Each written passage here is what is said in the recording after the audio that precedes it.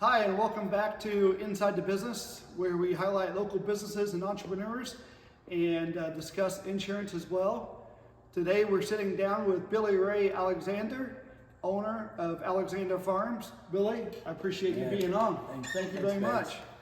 So, you've been in the farming business industry, if you will, for quite some time.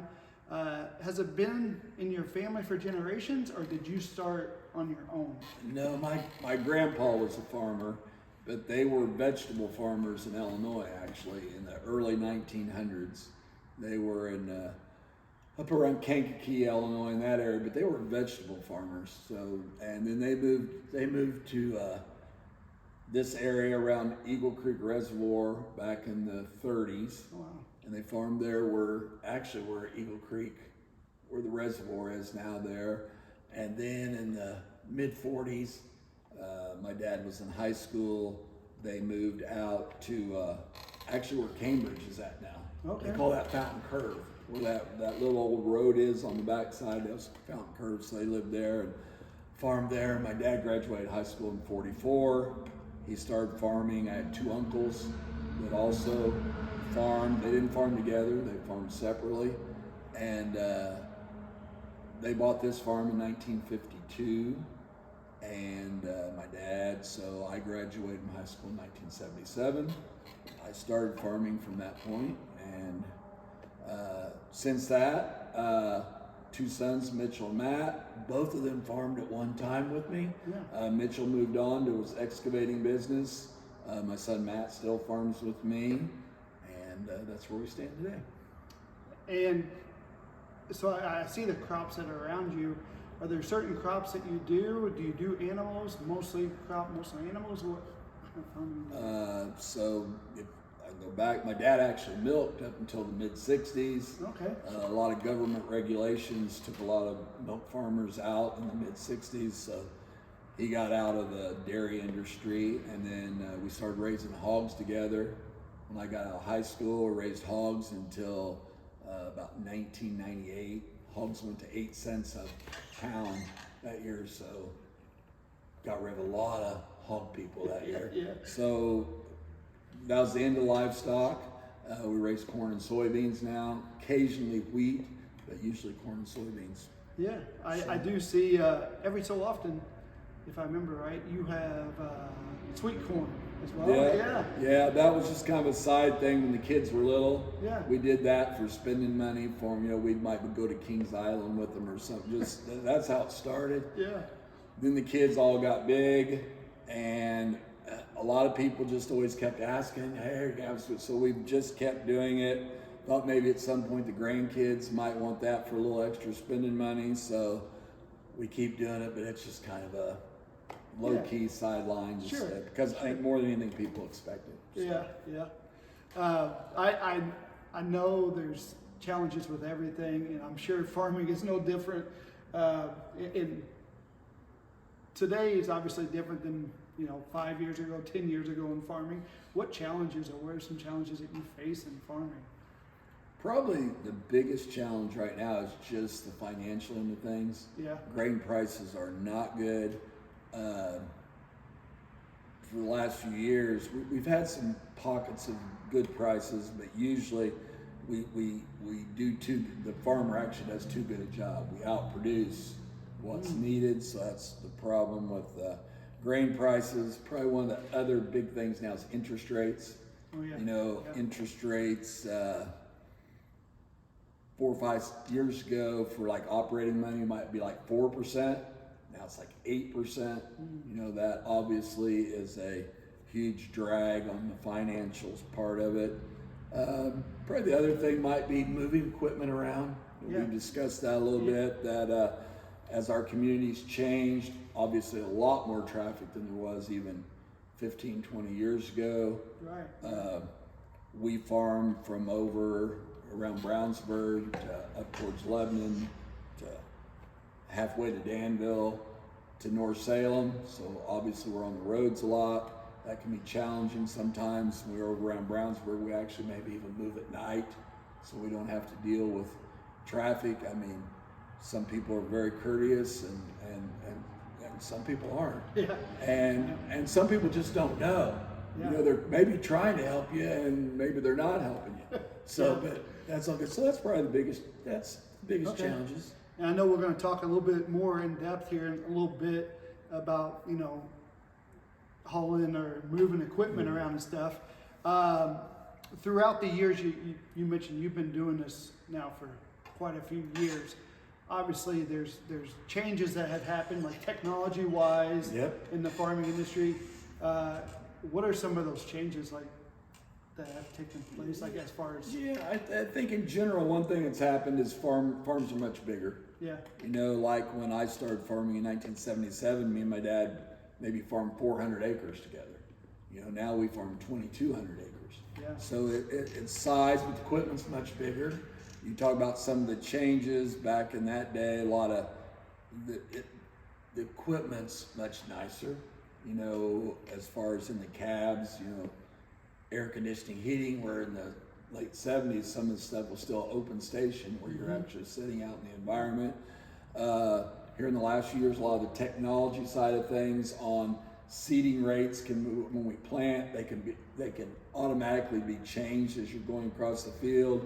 Guidance where you actually you might set your path the first time across the field, lock that all in, and then basically all you're doing is turning on the ends and pushing a button, and the tractors are actually they're guiding themselves. You don't have to be steering them all the time, which when that first started I thought was silly, but in retrospect it is amazing how much fresher you are, and at the end of the day or during the day even, which when you're working 15, 16-hour days, that can be very beneficial. I'm sure. Yeah, so. And I know you guys put in a lot of hours whenever it's planting and harvest time, especially. Right. So if we kind of switch gears here and move towards when you take an equipment out of the shop and onto the roads, what's some of the biggest challenges of driving this equipment that you have in here on the road? Yeah, we have so when you're taking a combine down the road, or a tractor and a grain cart, which for people who don't, a grain cart's like a kind of a glorified wagon. Yeah. And it's wider than the tractor. So the biggest thing is, even with our mirrors, sometimes we can't see people behind us as well as we'd like, especially if they get tucked in too tight behind us. So obviously you're cautious when you're not bad when you're actually going down the road, but if you have to make a turn across traffic to your left, that can be challenging. So what we try to do is a lot of times the best thing that can happen is if we meet oncoming traffic, and as soon as they clear, then we get over in the middle of the road and then make our turn so nobody can pass. Unfortunately, some people don't understand our thought process there, and we've had people almost down the ditch trying to get around us when we're out in the middle of the road intentionally, trying to make it safer for everybody. Yeah. So those two pieces, putting the combine and the grain cart, is about vision. We have some tillage tools that are very wide. You can see good, but you have to get off a lot when you're meeting oncoming traffic. Maybe something people don't understand. They may try to help you out at times, but it's not good if somebody pulls off to give you room, but say they're across from a mailbox or a tree or something. They need to be in an area where there's more width of room, because the mailbox is probably the biggest thing. People, they just don't, and I get that, they just don't understand that. They'll stop, to help you out, but they're right across from a mailbox, and then you can't get by between the mailbox and where they pulled over. So that can be a challenge. I used to teach driver's ed, and when I did that, that's one thing that I always brought up to them is when you pull over to get out of the way, make sure that you're not pulling up along like a light pole, or for them, across the way can't be like a light pole or a mailbox because they're going to clip it or take it down. And I don't know if this is correct or not, but one thing I always told them is if you get a chance, just pull into a driveway and get out of the way. Well, people, I know everybody's in a hurry, but people don't realize that the best they can do to get out of the way is the best for everybody, because there's actually a law in the state of Indiana. I think it used to be you're allowed to have 3 cars behind you. I think they've modified that a little bit to help us out. But what people don't understand, if we pulled over every time we had 3 or 4 cars behind us, if you're going from, say, Pittsburgh to Liston, if you pulled over every time 3, you would be pulling over and out, and you're on the road twice as long. So the best thing that can happen is people you meet, like you say, a driveway or out of the way. People behind you, just be patient, because the best case scenario is the quicker we can get from here to there, just makes it better for everybody. If we do try to pull over into like out here where Danny Kears has his businesses, or out where Cambridge is at, or out there, not Cambridge, but the other edition out there, where there are where the road widens. Sometimes you'll try to get into those and let 6 or 8 cars by you, but you can't do it every time, because you can't get into some of these ditches to let people by. And really the best thing is just let us just get out of everybody's way, and I think it just helps everybody. Yeah. You talked a little bit ago, you touched on it a little bit. I'm sure, I don't want to say I'm sure, but have you had any close calls yourself? We really had, probably the closest call we had is, at one time we farmed some ground right there at the west edge of Brownsburg there, about where that stoplight's at the bypass there. And we farmed all that. We were just actually moving from one field. There's warehouses there now at the northeast side there, and we were moving to the southwest. And that stoplight was there at that time. And we pulled out, got our set, and so Matt was in the combine. I was with a pickup truck with the grain head on a trailer behind. And so we get pulled out there, and literally we're just gonna go through that stop sign or that stoplight and then right back off the road. And so I'm behind Matt, and so I can see, and that light turns green, and we go across, and somebody passes me and passing the combine, and Matt, he had no, it was just too quick for him to think that anybody would do that. And Matt turned, and I'm telling you, he just missed that guy by inches, and I was like right behind it so I could see it. And that was probably the worst thing. And then we actually did have one accident one time. I was driving a semi on 267 and actually was turning back right. So I can see what's going on, but when you have a semi with a grain trailer behind it, and you're going to turn right, you have to swing out so your trailer will clear to get into that. Well, I had my turn signal on, I swung out, turned right, and for some reason somebody tried to pass me on the right. And they actually did drive right in underneath my grain trailer. Oh my gosh. And luckily it was empty, so nobody got hurt, but it actually took my grain trailer. So obviously I stopped, they were stopped. My grain trailer was up off the ground. The impact going into that grain trailer so hard, but they, everybody was fine. Glad everybody was all Police came out, took care of it. They could see that, that's just something people have to be aware of. That when semis are turning right, they have to swing out. You don't want to try to pass them, obviously, if they're turning right. And so that was probably the other close call. Well, it was more than a close call that happened. Yeah. You're talking about tractors and your combines and stuff going down the road. How fast, I guess, can a tractor go down the road? Well, so it depends. So like our combines can go about 28 to 30 mile an hour.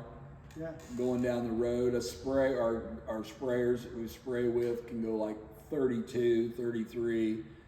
Most tractors will go that 25 to 30, but obviously if they're pulling something behind them, you're not going that, most of the time you're not going that fast. Maybe occasionally, but I'm saying that 25 to 30 probably. Because I know there's times where even myself get caught up, behind.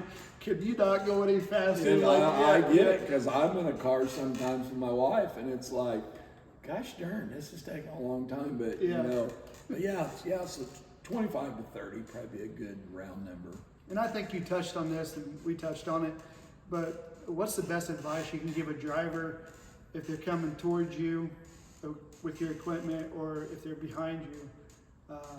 Well, I think you hit it there. I think actually it may seem silly to them, but actually pulling into a driveway is probably the best for oncoming. Yeah. If they could just pull over and get in a driveway when they see you coming, I know they're gonna have to sit there and then get back out. That's probably the best advice for oncoming.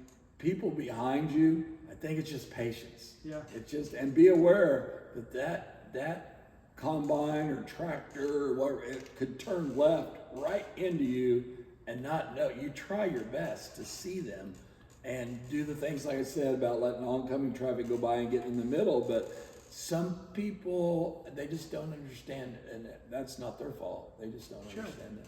So yeah, that'd probably be best advice. I know on a semi, when you have the trailers out there, we want vehicles far enough back that they can see the mirrors. Yeah. I know on a tractor, I don't know how far. What's a good? Is that the No, same? I think they should be 40, 50 feet back. Okay. Because obviously, if they're tucked in behind a piece of like something, see 'em, right? no, that mirror can't see you until you're further back, and maybe even if they're back and a little left or a little right, To because show themselves? that Yeah. shows themselves better. I guess something else I'll touch on the semi part of it Yeah. is a lot of times in harvest, we have to park semis on the road. So Yeah. what we try to do is we try to park them against traffic with our flashers on, and we usually have little pylons we set, but people may think that's silly, but if you're parked going down on a side road that's busy, and a lot of these roads are busy around here, obviously we don't park out on 136, interstate, but all these Right. country roads, but some of these country roads are pretty busy. If we park with traffic, even if we have our flashers on, people may not, as they're coming up behind, they may not see, they may just think that's a semi-trailer going down the road. Right. If we park against traffic and they see, then it's like, oh my, what is Yeah. this? And then they'll see the cones we have out and stuff too. It's a better way to alert people that, hey, something's going on here, because this guy's on the wrong side of the road. Right, yeah. And our local police and county police actually work very well with us, because technically, I would presume, I don't know that it's against the law, but it wouldn't be, Sure. but they get it. Yeah. That when we're on the opposite, when we're on against traffic there, people, it just alerts them that, hey, Yeah. something's going on here, they're stopped or something's weird. So right. anyway, it's just another point there. Yeah. And this is the final question that we have before we do the rapid questions. But final question, I guess, you've been in this business for a long time, farming. What advice would you give to a new farmer that's coming up? Is there any piece of advice that you would maybe give to someone that's looking into getting? Yeah, I just think it's so hard to get in, but bad decisions can happen quickly, financial bad decisions. So I just think people, you have to, you're young, you're invincible, you just have to make good decisions and think them out, I think, way forward on the financial end of things. Yeah. Well, that's fantastic. So that wraps up the questions on the farming side. Okay. And then as we come up here, hopefully this car comes straight, and that'll give us our ability to know that we can turn left up here, because turning left is the challenge. They may be turning, I can't tell. Yeah, they did. So here's where it gets challenging. Usually what's nice, if you meet a car, then you move over into the middle here. But since we just gotta use all mirrors and get over in the middle so that people know that don't try to come by us on the left, because we're not gonna be able to see it very good.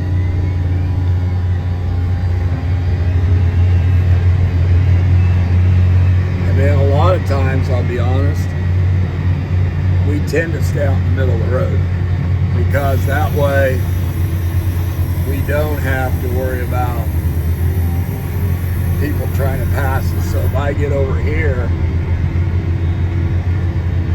people can get by us here. Right, yeah.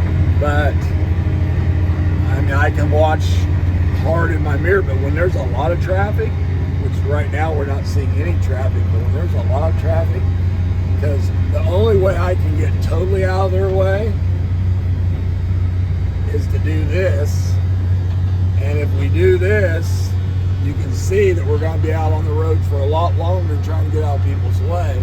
So see, there's nobody coming. But so you tend not to do that anymore than you have to.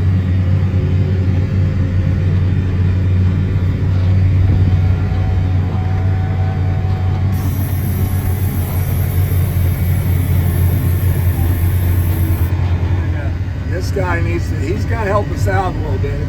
So well, he's got to really help us out. And that is what people should do if they can. Especially people with pickup trucks and SUVs. Just get off the road, you know, but obviously a car maybe can't do that as much, but a driveway, if they pull into a driveway there, it helps. They do that, and it's like, you know, but some people understand, some people don't, and it's not their fault. They just don't understand that that's the way to go about it, not run right up to me.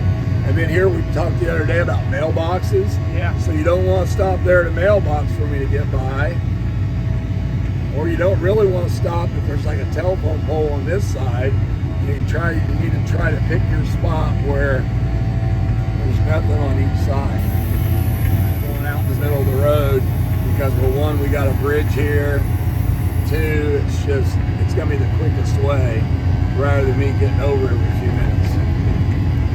Here, now this is going to be a good here because let's see what this van does. That might be my son-in-law, Brandon.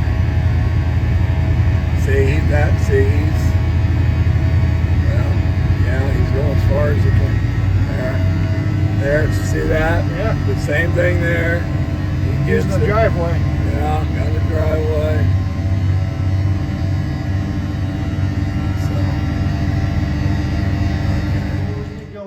I do end every episode with some rapid questions, rapid fire questions. So bear with me here. You shoot. All right, Billy Ray, when you're in the field, what's your favorite type of music to listen to? Country, or I listen to a lot of sports talk radio. Okay, yeah. That type of stuff. Yeah. Yep. Best piece of advice that you've been given? I think my best advice my dad ever gave me a long time ago is if you screw up, if you mess up, you fess up. You know, you know what? Everybody makes mistakes. If you are in the wrong in something, I don't care if it's farming or life, just fess up. I think people are much more forgiving than if you just are come out level with people and say that I just messed up. I like that. That's good advice.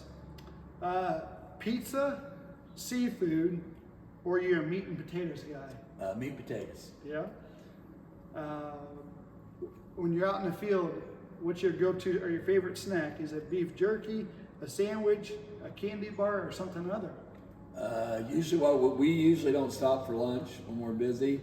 I take a handful of peanut butter crackers with me every morning. I'm a Pepsi Coke guy, and maybe a candy bar. There you go. Do you have a favorite movie? I tend to watch movies. I like Varsity Blues. You Yeah. know, I'm a sports guy, so I'll go with that. Okay. If you had, well, I'll phrase it this way: your favorite tool, farm tool that you can't live without. Is there just one? I don't think there's a couple three you gotta have. You gotta have a combine. Yeah. You gotta have planters. We do tillage. A lot of guys do no-till now where they don't do tillage, so I guess you could do without tillage.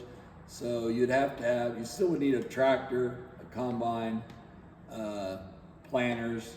we spray our own crops, so we have a sprayer, but we could hire that done, so we wouldn't have to have a sprayer.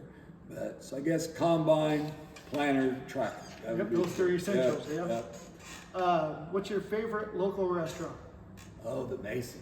Mason always Inn. eat the Mason Yeah. Inn. They always have good food. And the last question I have for you. Okay. Local events or events you would never miss. Well, we've known each other probably dang near 20 years, and I don't miss a Tri-West sporting event very often. It's- especially the basketball and football, baseball. I like to go to the girls softball. I like to track. You know, through my 4 kids and my grandkids coming through, we've touched on about every sport. And yeah, I tell people I bought a lifetime pass in 1977 after I graduated for $100. Yeah? And I think I've got my Probably money. the best $100 you've ever I spent. think I've got my money's worth out of that $100. Yeah. Yep. Well, Billy, that's the end of my questions. I want to say thank you to Billy Ray Alexander with Alexander Farms for giving us time today and hopefully giving some good tips on how to handle farm equipment on the road, giving a little background just in farming in itself. If I could ever help with any of you owners out there and you'd like to be a part of Inside the Business, please contact me. Billy Ray, I Thanks, appreciate it. Thank you very much.